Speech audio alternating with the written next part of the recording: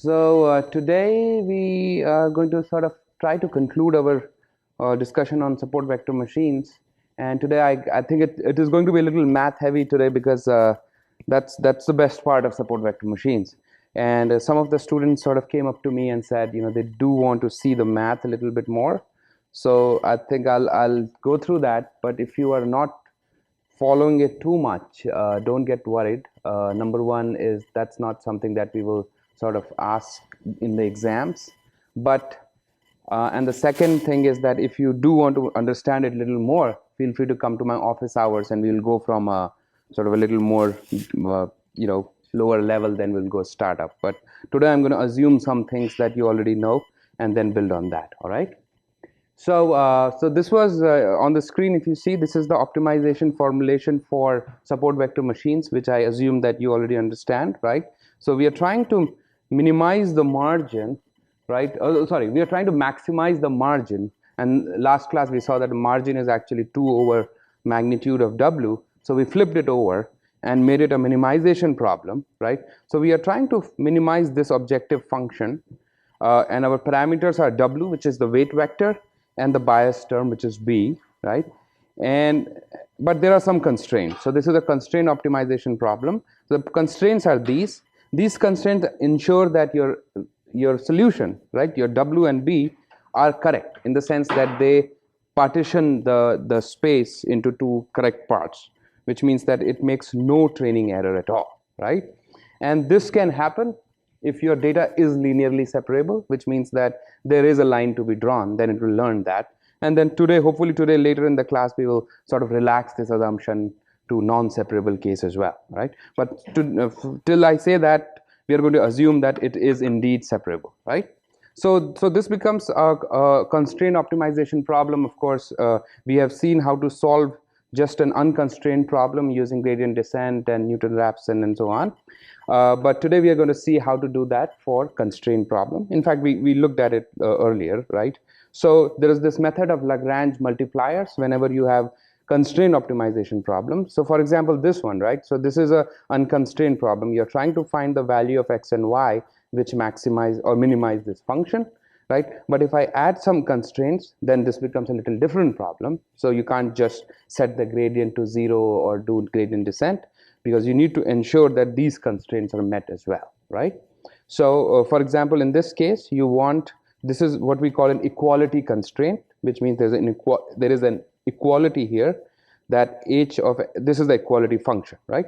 So in general, you can have many constraints like that. So for example, you could have, So there is one mathematical way to solve such problems, which is called the method of Lagrange multipliers, in which you convert your constrained optimization problem into an unconstrained problem by adding what we call, by essentially putting these constraints into the objective function. So here I have a mistake here. It should be h here, right? So this is one of your constraints. So you move it to your objective function itself and multiply something called a Lagrangian multiplier or Lagrange multiplier beta, right? So beta is just a scalar. So now you want to minimize this new function, and now you have more parameters. So beta is also a parameter, right? So then you can go on and do this. This we know how to do, right? We can set it to 0, the gradient to 0 with respect to x, y, and beta, and solve for that, right? Then, as I said earlier, you could have multiple constraints, which means that you can, and the approach is the same. For each constraint, you introduce one Lagrange multiplier and sort of add it. And then comes the interesting part where you could have inequality constraints. And in general, actually, inequality constraints occur more than equality constraints, right? So inequality constraints have this form. So in all my notation, I will represent my equality constraints with an H or H subscript something, and inequality with a G, right?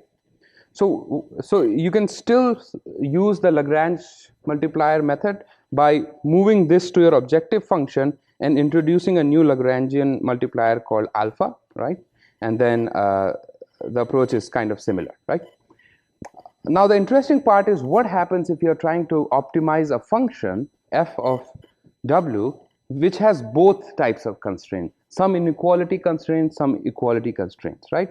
So here, let's look at this one. So this is a function f of some w, okay? So w are all the input parameters of this function, right? And I have denoted it as a bold w, which means that it's a vector, right? So you could have multiple parameters. The reason I have w here is because then it's easier to then talk about support vector machines, but this could be general, this could be theta or anything else, right? But the main point is that you're trying to minimize this function subject to some constraints. Some of these, so it has k inequality constraints and L equality constraints, okay? And from now on, we will assume that our inequality constraints are like this: gi of w is less than equal to 0. If you have a greater than equal to thing, then you can put a negative sign and make it an inequality constraint, right? So this is the idea. So you have both. Now how do you solve this, right? So the way to solve this using the Lagrangian approach is that you construct a new function L, which we call generalized Lagrangian, which is now a function of w as well as alpha and beta, and it is essentially the same thing, right? So you're moving all of your constraints into the Lagrangian, right, and introducing these Lagrange multipliers, right? So because there were k inequality constraints, I added k alphas, and there were L equality constraints, so I added L beta, right? So this is my new Lagrangian, right? Now it turns out that if you look at this, now we will go through some discussion on how to solve this, right? So I'm going to define this quantity theta of p, all right? Theta of p is a function of only w, all right? And it is essentially the maximum value that your L can take for any alpha and beta, all right? And of course alpha, since these alphas are corresponding to your inequality constraint, you want to have this condition there, right? Basically I forgot to add that constraint here, but essentially you want to solve this with subject to constraint that all your alphas are positive, otherwise this won't work. So let's consider this theta p, right? Now you can prove that if you minimize this function, now this is a function only of w, right? Sorry, L is a function of w, alpha and beta, right? Theta p is only a function of w because you have basically maximized over all possible alphas and betas, right? You can prove that the optimal value for this, if you minimize this function over w, right, which is basically you're minimizing a maximum value, so min max, right? You can prove that this is same as getting the right answer for this, right? So let's say you were able to solve this, right? So let's say the minimum value for this was w star. You can prove that this value p star will, or the value of w at which you get p star, which is the minimum of maximum of this function, is the same as w star, all right? So let me explain a little more about that. So generally, the reason I'm going into more detail here is that, especially for students who are planning to do research in this area, in machine learning in general, this is a very important topic. And even to understand the benefits of support vector machines that we will do just, maybe 20 minutes from now, this will be useful, okay? So what I said earlier was that let's say you have this, this function, okay, f of w, and you're trying to minimize this. You're trying to find the w at which this is minimum subject to certain constraints. So you have k inequality constraints and L equality constraints, right? So I is goes from 1 through whatever k, and I goes from 1 through L, right? So let's say the right answer for this was w star, okay, which means that is the value at which this is minimum, and the minimum value would be f of w star, right? Now this is what we want, but for now let's assume that we already know this, right? So now if I look at the Lagrangian, right, the generalized Lagrangian, which is a function of f alpha beta, right, which essentially adds these up from the slides, and then if I look at this quantity that I defined, theta p of w, which is the value of this, the max value that this can take for all alpha beta, all of course subject to constraint that these are greater than equal to 0, right? So this, now if I minimize this, so if I say that theta star, or if I want to find minimum over all w of theta p w, right, which is same as writing minimum of w, maximum of alpha beta alpha I greater than equal to 0 lw alpha beta, right? So let's say the answer for this, the minimum value is theta star. The claim is that theta star will be equal to f of w star, all right, which means that the right answer that you want can be obtained by doing this. So that's sort of the general Lagrangian method. So now what you can do is you can maximize this function only with respect to alpha and beta. Whatever you get, then you minimize it and it becomes a little easier, all right? So I will give you a sketch of this proof, right? So why is this true? Is because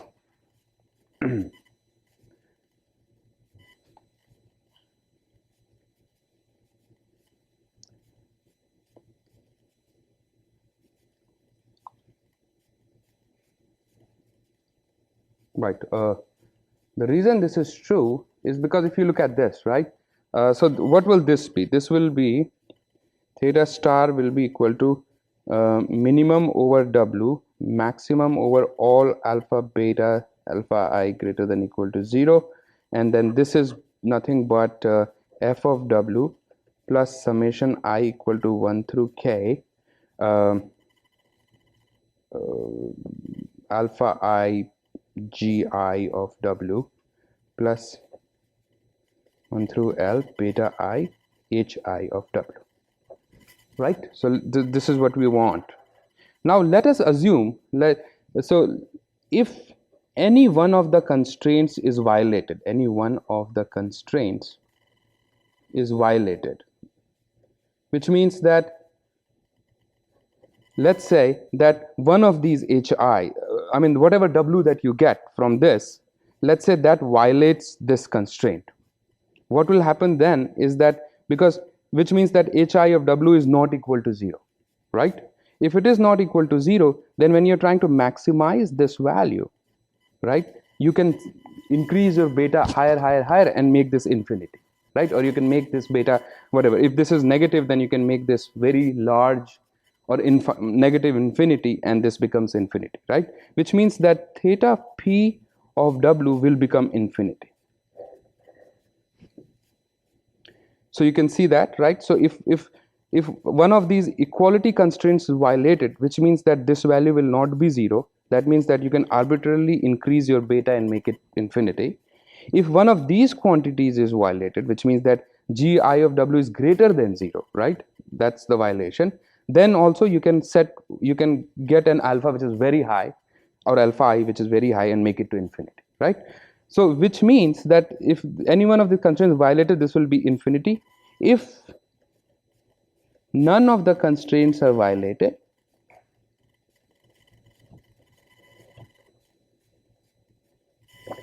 then theta star will be equal to just f of w, min w f of w. Why? Because all these quantities will disappear, right? If none of the constraints are violated, this will be 0, so that will go away, right? And all these quantities will be negative, right? Because this has that constraint. So if it is not violated, which means this will be negative, which means that at the most this can become 0, right? So the whole thing will be 0, right? So which means that theta star will be this. So which essentially means that if the constraints are not violated, then this quantity will be exactly the solution for this, all right? So think about it a little more. I don't want to spend too much time on it, but if you follow these steps, you will, it's easy to see, all right? Any questions so far? Okay, all right, so moving on. So what that helps us do is that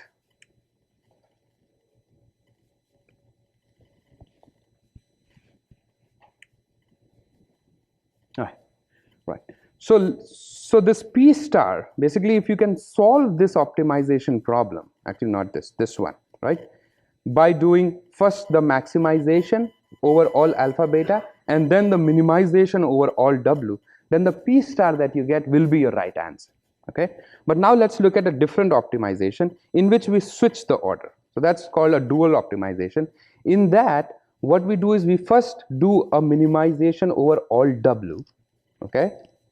And then we do a maximization over all alpha beta. So if I'll just flip between the two slides, right? So P star, we were first doing a maximization, then a minimization, and we showed that this is actually exactly the same as the answer for this constraint problem, right? However, if you consider this dual optimization, this is flipped. So you first do a minimization over all W's, and then you do a maximization. And the answer for that I denoted by D star, okay? Now, D star need not be P star always, all right? So that's true. But one thing that, and this is something to more think about, right? So if you have a function of two quantities, if you first do a minimization over first and then do a maximization over the second, which we are doing in the dual, right? It will always be less than equal to if you first do a maximization and then do a minimization, all right? So what that tells us is that D star, the answer that you will get by solving the dual optimization problem, will always be less than equal to P star, right? So, and sometimes it could be equal, all right? If they are equal, then the benefit that we get is that then we can actually solve this problem, all right? Why we want to do that, we'll come to later. But if we solve this problem, we in general setting we cannot say that that is our right answer because D star need not be P star, right? But in certain cases it could be equal, but the guarantee that I can give you is that always it will be less than equal to P star, right? And that is because of this statement that max min of a function is always less than or equal to min max. So this is something you want to go home and think about. But if you have a function of two quantities x and y, if you first do a minimization and then a maximization, to do a minimization over, let's say, y and then do a maximization over x, so that will be one answer. And then if you flip it, if you first do a maximization over y and then minimization over x, this relation will always hold, right? So if they are not equal, then this is what we call a duality gap. So if you are a student of optimization, you might have heard of duality gap, right? But it turns out that in some cases it could be equal. And when will it be equal? When it satisfies the function. When your function, where is the function? Here. When your function satisfies certain conditions, okay? Those conditions are called Karun-Kuhn-Tucker conditions, or KKT, right? So I'm sure you know who Albert Tucker is, but these are other two. This was actually, I think, a master's thesis of Karun, right? So way back in 1950s or late 1940s. So he came up with these conditions. It said that D star will be equal to P star for a Lagrangian formulation if these 5 conditions hold, okay? And these are conditions that you can also come up with, right? So of course, if this is an optimal solution, right? We have already shown that P star will also mean the optimal solution. If it is an optimal solution, clearly its derivative with respect to W will be 0, right? Because the gradient will be 0 at the optimal point, right? Same thing with betas, right? Same thing with alphas. No, not with alphas, but with betas, because that's equality constraint. And all of these conditions will hold true. Okay, so you don't worry about these conditions that much. This is a little more advanced topic, but I just wanted to show them to you. So the point being that if you have an or a mixed constraint optimization problem, you can represent it as a generalized Lagrangian, right? And then you can either solve the primal optimization problem, in which you first maximize over all Lagrangian variables and then minimize over all W's, and that is guaranteed to give you the right answer, as I showed you earlier. Or you can solve the dual problem, in which you first minimize over all W's, holding alpha betas as constant, and then maximize over all alpha betas. And then the answer that you get there would not necessarily be P star, will not be the right answer, but in some cases it might be the right answer. And when will it be the right answer? When these conditions hold true. All right, so that is the whole. So this is of course not yet related to support vector machines, but then I'm going to relate it now, right?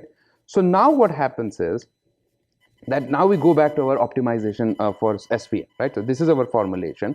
So you can see that this is also a constrained optimization problem, but there are no equality constraints here, right? So which makes it a little easier, which means that we will not have any betas at all, right? Because if you go here, right, the betas were coming with the equality constraints. So for support vector machines, we only have inequality constraints. So all we will have is this. This will be our Lagrangian, right? And I'll show that to you. I'm going to skip the toy example. I went through this last time. So let's forget about this one. Okay, so let's move here, right? So this is how I have written it as a Lagrangian, right? So generalized Lagrangian. I have converted my inequalities constraints in that form, that 1 minus of this is less than equal to 0, right?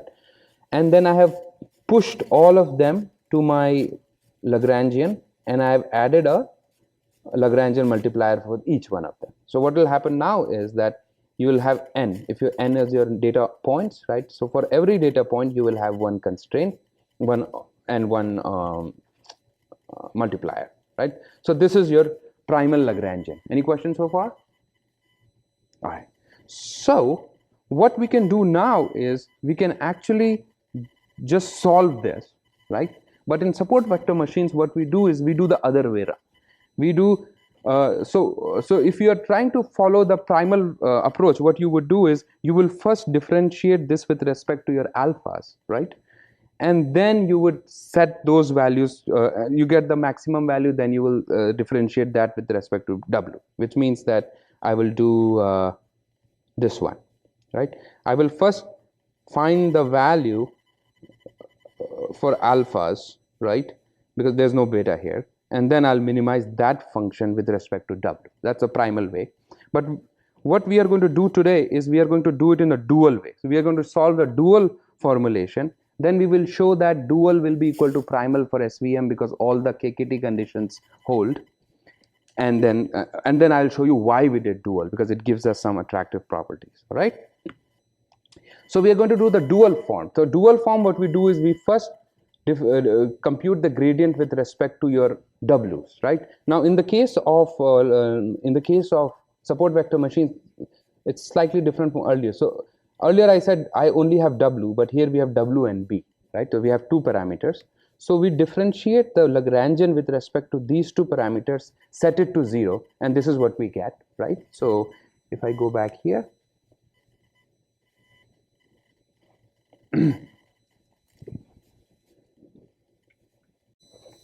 so our L, right, L of W, B, these both are my parameters, comma alpha, because I have alpha Lagrangians, will be this square 2 plus n equal to 1 through n, alpha n times all my constraints, P, right? So that's it. So what I do first is I compute dl by dw, right? This will be equal to, of course, this can be written as w transpose w, right? And by 2, so this will be just w, the derivative of this, plus, now if I take a derivative of this whole thing, right, I just move the derivative inside the summation. Alpha n does not matter, right? It's not dependent on w. So if I take a derivative of this quantity, this term will go away. So it will just be minus yn w. Oh, sorry, minus yn xn, because only w is only there, right? So this. So now when I set this to 0, so setting dl by dw to 0, I get that w is equal to summation n equal to 1 through n alpha n yn xn. Right? Remember that yn is a scalar, alpha is a scalar, this is a vector. So w will have the same dimensionality as the input vectors, d by 1. Right? Now the next thing we can do is we can also differentiate with respect to b. So when I do dl by db, this term does not depend on b, the only b comes here, right? So it will be is equal to alpha nb. summation n equal to 1 through n. No, sorry, just alpha n's, because the b will get differentiated, right? So when I set this to 0, unfortunately I do not get a value of d. What I get is some constraint that should be true. All right, so oh sorry, did I miss a yn? There's a yn as well. So this should be true, right? So that is, now what we do is we feed these values into L to get the dual optimization function, right? Because if you remember just from a few slides back, to do the dual thing, we first minimize with respect to your parameters w and b, and then you use that value to maximize over all your Lagrangian parameters, right? So now what will happen is it will start looking like this. So what I've done is I've taken all these values and I've fed them here, right? The reason that happens is the b term disappears because the b term, because of this condition, will become 0, right? So I feed them back. In fact, let me not skip that.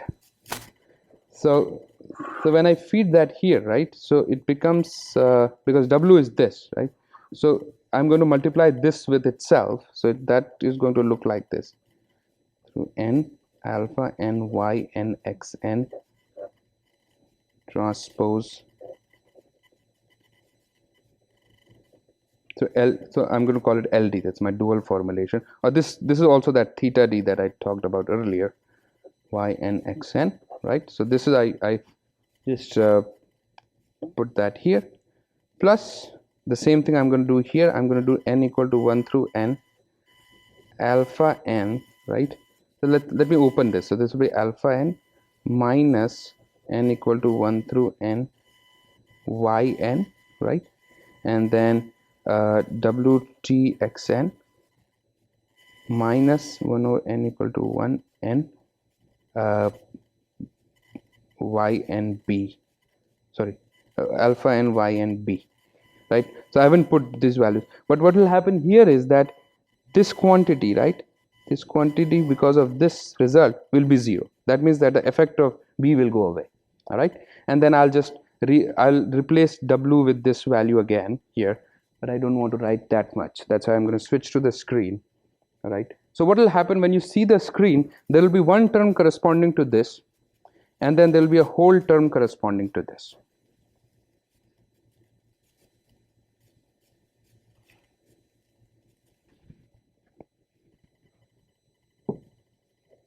Actually, this part will also disappear, because when we did this, right, this one would just be 0, I think. But you can check the notes as well. I think I'm skipping a step, but anyway, so this is how the dual formulation will look like. It will become very simple. So this is the term that I showed you earlier, right? This would stay, and then this comes because we did this dot product between those two quantities. So I'm doing a dot product between this with itself, right? So if you work this out, this is nothing but a double summation. So I'm being lazy, I replace this. There should be two summation signs here, one in which m goes 1 through n and n goes 1 through n, and then there is this whole product here, right? So this is the new objective function that we want to optimize. All right, so what will happen now is that this is just a function of alphas. Actually, I should just replace these, right? There is no wb here. It's just a function of alpha. So we want to find the maximum value of this with respect to w, and then when we get that, then we can replace that here and get our w's as well, right? So we solve for alphas, then replace those alphas here to get the optimal w. So that is the approach. All right, so now if you look at this dual problem here, right, this one, the parameters are alphas, and alphas are getting multiplied with each other here, right? Which means that this becomes what we call a quadratic optimization problem, because your parameters are multiplying with each other. So this is something like, you know, so this is just a sidebar here. So it's easy to optimize for functions like this, which are x cubed plus y squared plus 2x plus 7y to the power 4, right, or plus 8. So something like this. This is easy.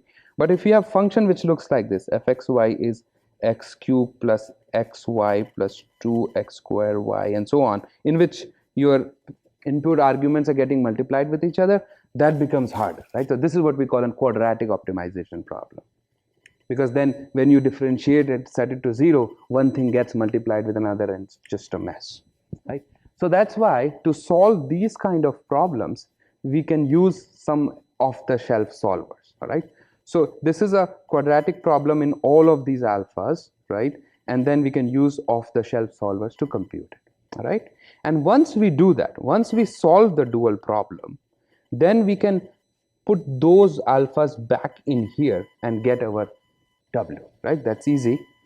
So W will become this. So let's say alphas are what we have learned from our quadratic problem solver. So now we can fit them here and get our W. And then I'll show you how to get the bias term as well. All right. However, if I solve this problem, right, this dual Lagrangian formulation, I need to first show that the dual will be equal to primal. There is no duality gap. So to do that, I have to first prove that all the KKT conditions hold, right? So in this case, the KKT conditions are these, and you can easily show that they hold, okay? So I'm not going to go into that. I mean, of course, this one is true because this is what we sort of started with. This one is also true. All of these things are also true, but you have to do a little bit more math. But just take it from me that all of these KKT conditions hold. The reason I'm showing you the KKT conditions is that I'm going to make use of this one, the last one, in a bit. Any questions so far? All right. Now you can also use, you can also find the B, right? So I know how to get the W, that is direct. W is this, right? But B, the bias term, can also be obtained by looking at whatever your answer was and then getting this. All right. And because you remember that the KKT condition right here says that the alpha n's will always be positive. They'll be either 0 or positive. So for the points, for the n's for which alpha n is positive, this quantity is 0, which means that this part will be 0, which means that this will be equal to 1. So then you can set this to thing and get the B, right? However, you can do it for every n. So typically what we do is we take an average of the max values, but it doesn't really matter that much. So you can get your W and B. What you will see is that you don't actually need your W and B really, right? Any questions so far? So far what I have shown you is that to learn the parameters of a support vector machine, which are W and B, we had to solve this constraint optimization problem with inequality constraints. To do that, what we did was we converted it into a Lagrangian formulation. We got the primal Lagrangian and introduced n constraints. Yes, Dana, you have a question? So alphas come in because we converted our constraint optimization problem into a Lagrangian formulation, right? So whenever you have a constraint optimization problem, the way to solve it is that you introduce these n, basically you have these n inequality constraints. So you bring all of them in your main objective function and you multiply them with a multiplier. So that no, you won't be given that. So basically we are bringing in these new unknown parameters, right? And then we will learn those as well. So what happens is that now we have converted our Lagrangian, right, into a sort of a simpler form, but the price that we have paid is that we have now brought in some new parameters that we need to estimate, right? Now what that dual primal formulation tells us is that we can solve it by first minimizing this whole function with respect to W and B, and then converting it into a dual formulation which looks like this, and then optimizing this to get alpha. So alpha you will get by optimizing those things, and then you can get W and B. All right? So that is that. It's pretty easy. All right. So now comes the interesting part. Now I'm going to explain to you why we did this dual formulation. Why didn't we just stick to the primal formulation, right? So the primal formulation was this. You could have solved this as well using your QP solver, your quadratic solvers. But the reason we used this dual formulation is because of these properties. So if you look at this, right, if you look at your optimization function, so if I ask you to implement this, what would you do? You would compute, where is that, this function, right? Now here what you see is that each x, which is your data vector, is occurring as an inner product. So there is no x anywhere else. So when you compute this function, right, when you do gradient descent, you do the same thing. Yeah? You compute your error, right? So if you compute your error, to compute the error, you would need your x's only as inner products, right, between every pair, because this is a double summation, which means that you will take every pair, every data point x, and then you'll compute its inner product with every other data point, right? But that's all you would use your x for. Yes. Yes, we'll come to that. Right. Yeah. But so for now, these are just our multipliers, but then we'll define them. So then you know where I'm going, right? Because then we can use kernel methods, right? Now I can replace it with some other kernel, right? And use it to learn a support vector machine for non-vector data, right? If I had not done this dual Lagrangian, then I would always have to represent my x as a d-dimensional vector, right? However, when you do your dual Lagrangian, you can use a kernel function here instead of this dot product. All right. So now you can learn a support vector machine for strings, for graphs, for chairs, tables, whatever. All right. So that is one part. So you can replace the dot product. And then if you also see when you use it to predict, right? So when you do y star, remember the prediction rule for SVMs, right? You do W transpose X star plus B. Now W is this value, right? This comes from here, right? W is this. So when I fit that W in this, it looks like this, and I rearrange the terms, it looks like this. So even here, to compute the prediction at a new point X star, you would be computing the inner product between X, all your training data points, and your X, new X. So which means that in no way you are going to use X by itself, right? Even during training as well as during testing, you would always be using x's with other x's as an inner product, which means that this is a classic place to use kernel methods, right? So then you can come up with non-linear SVMs. You can use radial basis function kernel or polynomial kernels or whatever kernels that you want, and you can fit them here because SVMs. Because now this only happened because we did the dual thing, right? If we had not done the dual thing, you would not have had to had the luxury to use these kernel methods. All right. Any questions so far? Fantastic. All right. So now there's another thing that I want to talk about, which is that most of your alpha n's, right? Most of your multipliers will be 0. Why?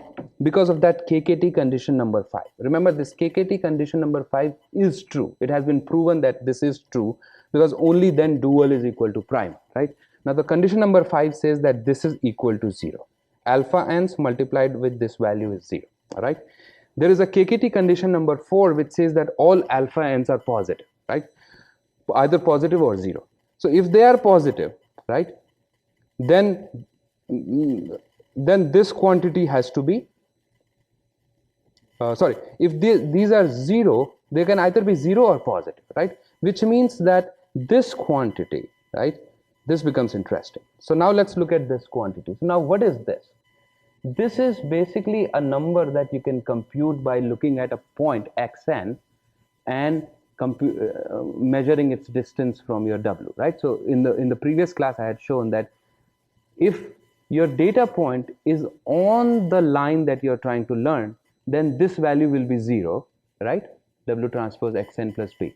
But if it is on the margins, now these margins have these equations, right? Either W transpose x plus b is 1 or W transpose x plus b is minus 1, right? Which means that this value, this whole thing here, will be 1 or minus 1 for those values. So there are two types of points.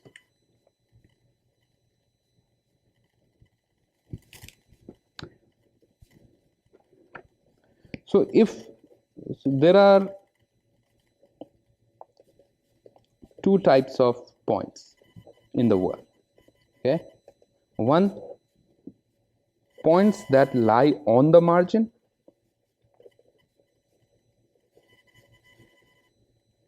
right, and points that are out of the margin, points that are away from the margin. Now remember that this is a separable case, which means that there is nothing between the margin, right? So you're assuming that this is your data, right? These are your points, some negative, let's call them negative points, and then these are your positive points, right?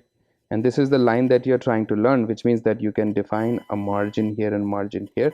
Of course, equation of this line is W transpose X plus B equal to 0. Equation of this line will be W transpose X plus B is equal to -1. Actually, these should be negative points, and W transpose X plus B equal to 1. Let me make this positive.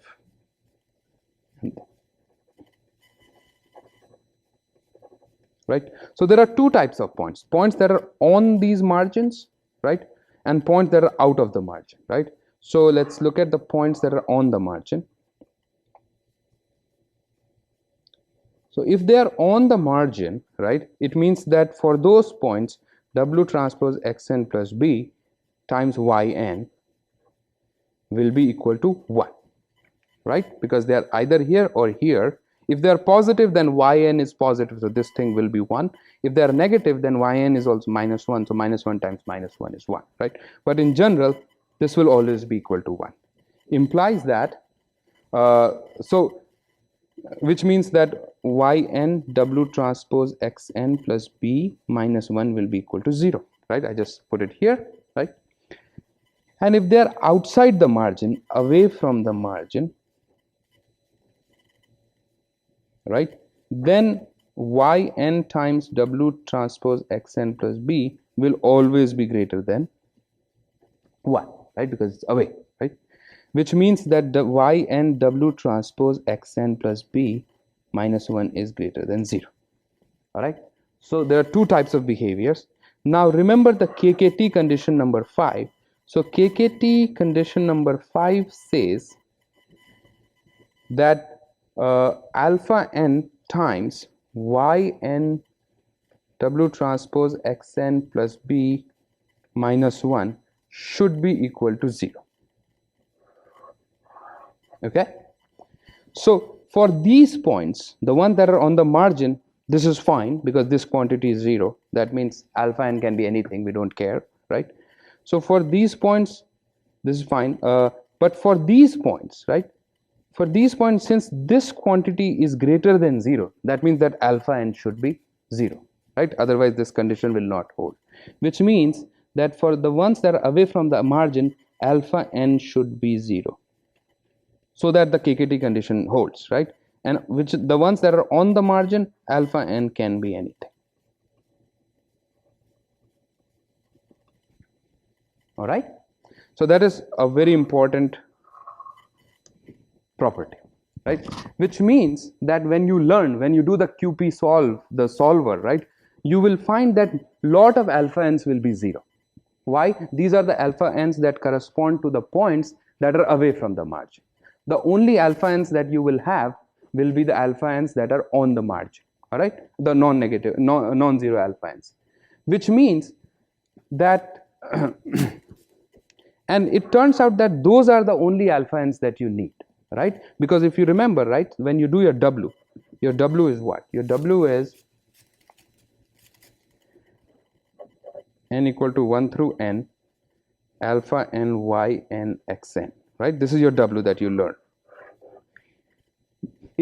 So this is like a summation. So if for many points, the points for which alpha n is 0, right, this quantity will not matter, right? This quantity will only matter for the ones that is 0. So we can also write it as is equal to alpha n y n x n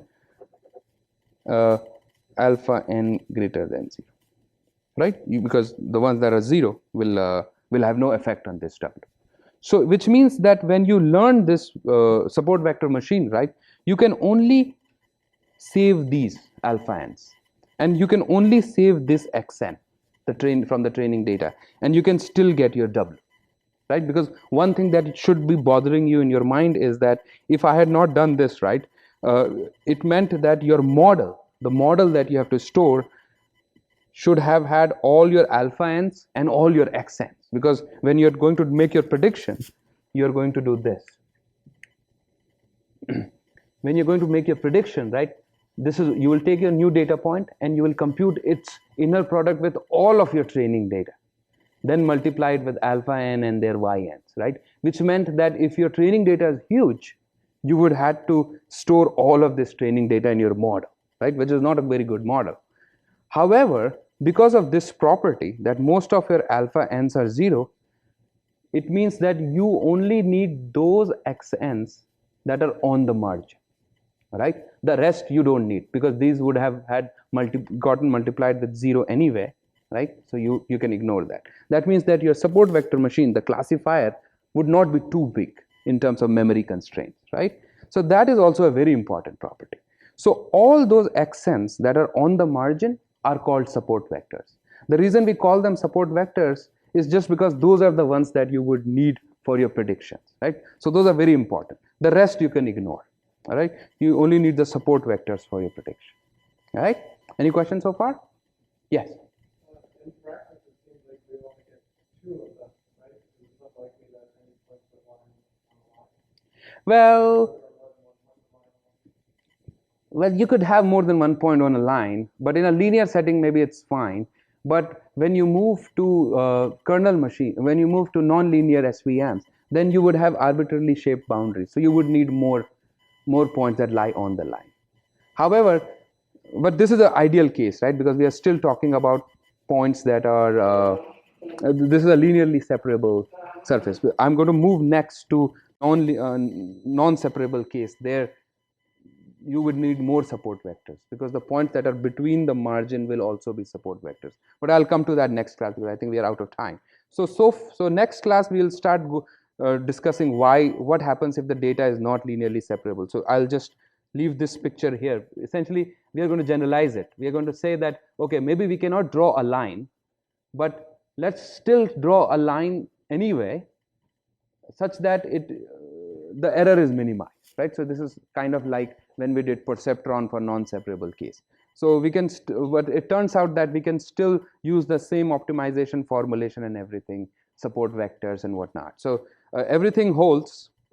Some things will change. So we will talk about it next time. All right? Any questions so far?